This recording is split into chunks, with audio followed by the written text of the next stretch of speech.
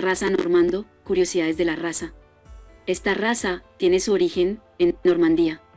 La finalidad de esta raza es producción de leche y carne, doble propósito. El color del pelaje es amarillento o rubio, castaño muy oscuro o blanco.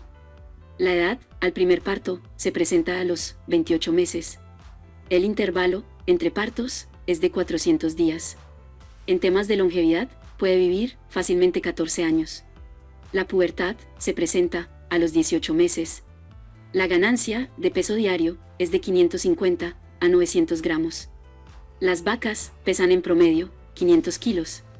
Los toros pesan en promedio 800 kilos. La producción de leche en promedio es de 7.500 litros por lactancia.